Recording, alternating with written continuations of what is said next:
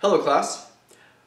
So since some of you, well, the majority of you, were not here when I talked about some things in physical properties of matter, we're going to do a very brief review of that week of physical properties that you missed.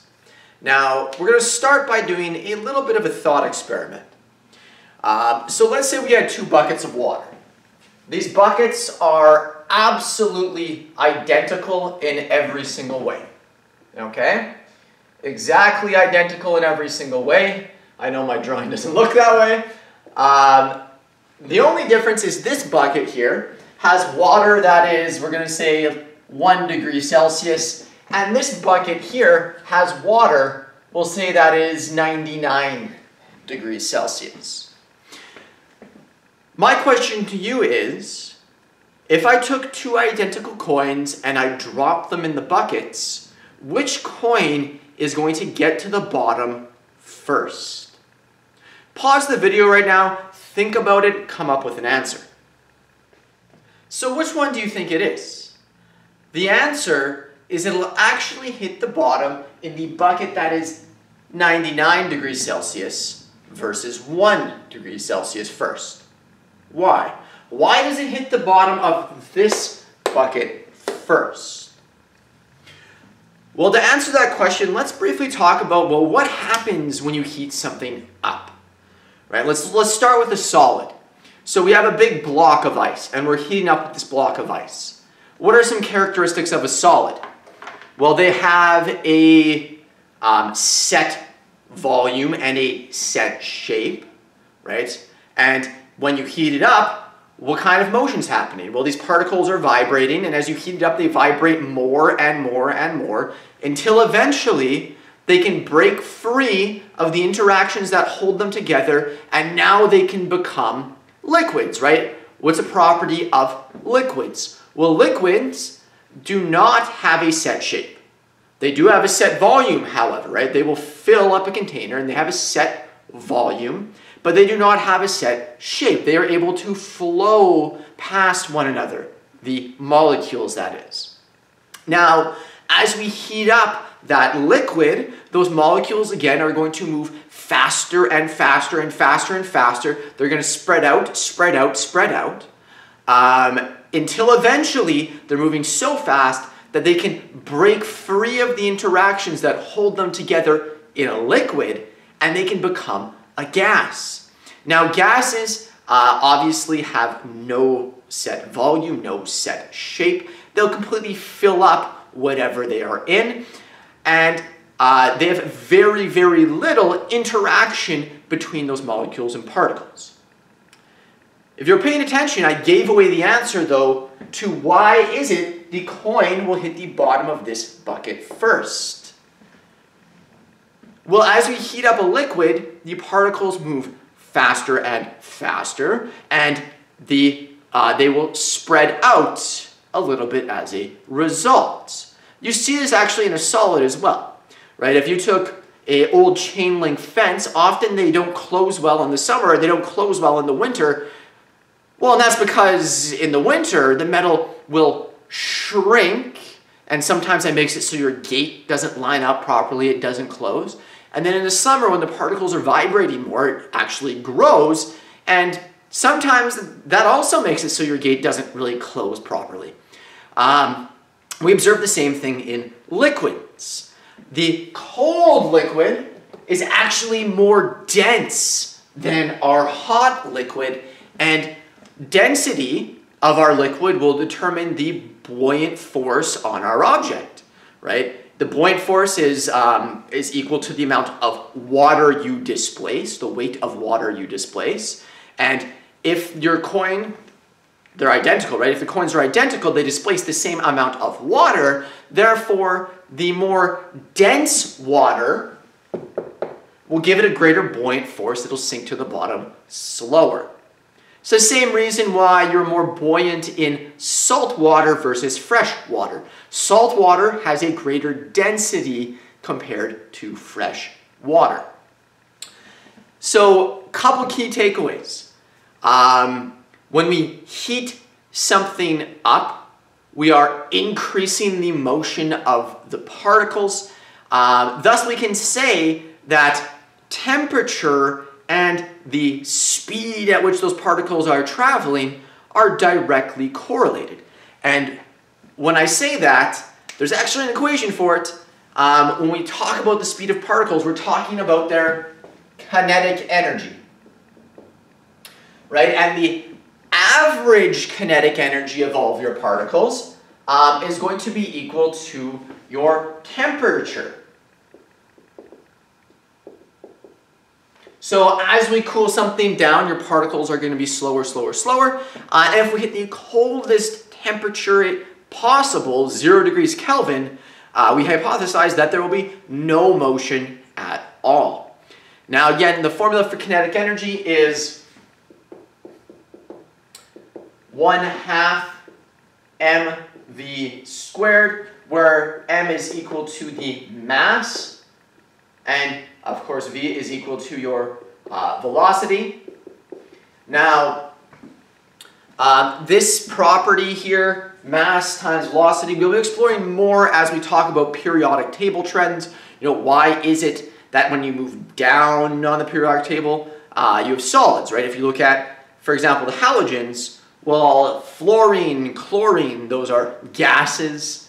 Bromine is a liquid. Iodine is a solid. So why is that? Why is it that you have, gas, liquid, solid the further you go down? It has to do with this right here. What are we doing? We're increasing in mass. So we're going to be exploring these properties in a lot more detail once we start talking about freezing points and boiling points. Now, in addition to this, we also drew out a couple kinetic energy distributions. So we talked about, well, if we look at the average kinetic energy, is that representative of all molecules within a system? And the answer to that is no, not really. It's the average. So if we look at any system, you're going to have a distribution of molecules at different kinetic energies. They're colliding with each other. As a result, some are speeding up, some are slowing down. So if we look at, a distribution of molecules, we'll say that this is our kinetic energy here. Actually, no, let's say that this is the number of molecules, and this is our kinetic energy. And we'll find that we have a distribution that looks, whatever, something like this. So, on average, it's probably somewhere around here, right? But we do have molecules that are moving slower than that, and we do have molecules that are moving faster than that.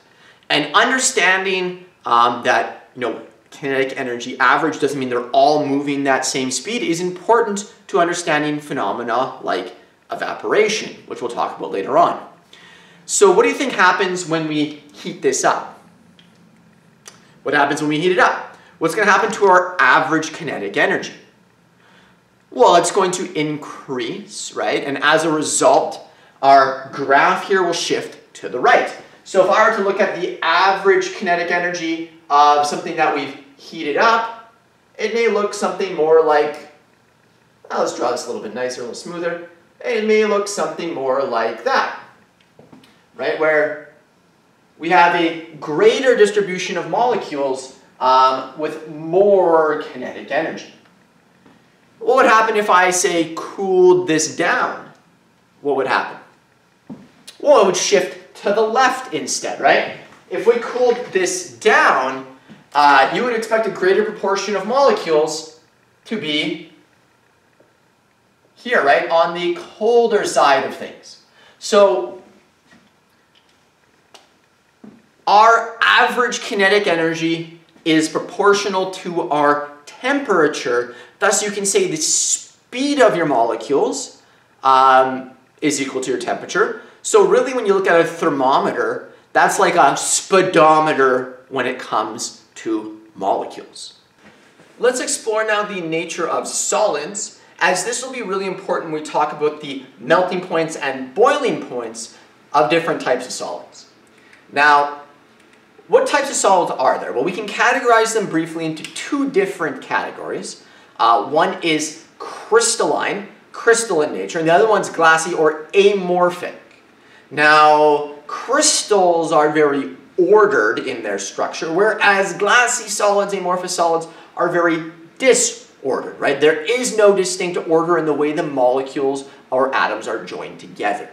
So if we look at a glassy or amorphic solid, we can see that their structure is not really consistent, right? There isn't any distinct bonding patterns here. Whereas if we look at crystalline solids, there is a distinct pattern in the way that these atoms are joined together, or particles are joined together. Now, this is what gives them their shape at a macroscopic level as well, right? We all know what crystals of salt or sugar look like. Now, amorphous solids, the lack of order makes them very poor conductors of heat and electricity. They do not contain fracture planes. When something fractures, splits apart, there isn't these distinct planes at which they will split. These are created by rapid cooling, and examples of them are things like glass, like the glasses in your home, rubber, obsidian, which is volcanic glass, plastic, and asphalt. These are good examples of amorphous solids. Now on the flip side, we have crystalline solids, and they are arranged in a three-dimensional pattern that is very ordered, and this three-dimensional ordered pattern we call the crystal lattice. Now, the crystalline lattice structure is very important in giving it its properties, and things like its boiling point and melting point, for example. And this ordered structure does make them very good conductors of heat and electricity. Lots of new technology is actually exploring using things like carbon nanotubules to increase the rate at which you could charge batteries, for example, because it can dramatically increase the surface area of your anode and cathode on a battery.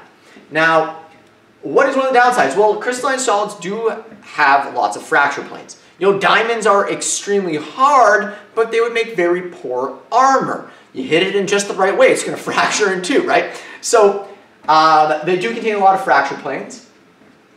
They are created by slow cooling, and these include examples like salt, sugar, quartz, iron, and many more. We all have seen crystals of salt and sugar. If you look at iron, for example, the Japanese used to be masters of making swords. Well, I guess they still are. They perfected creating, martensite on the edge of the sword, a very hard form of steel, crystalline structure of steel. And then they would have less hard crystal structures, ones that were more malleable for the backside of the blade, so it didn't snap or break when you hit something, right? So the crystalline structure is important for its physical properties. What are these made out of? Diamond, fullerene, and graphite. These are all made out of carbon. That's right, the same carbon in your pencils is what's in diamonds. Well, they're arranged differently, those carbon atoms, but it's carbon nonetheless. Now, allotropes are two or more molecular forms of the same element. And since they are bonded together differently, those atoms, they do have different properties. Only a few of the elements on the periodic table can form allotropes. Carbon, phosphorus, sulfur, oxygen, boron, and antimony, for example. But you can see here, carbon is very versatile.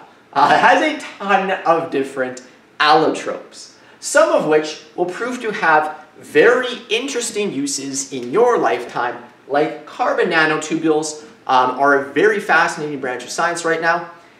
They are extremely, extremely strong.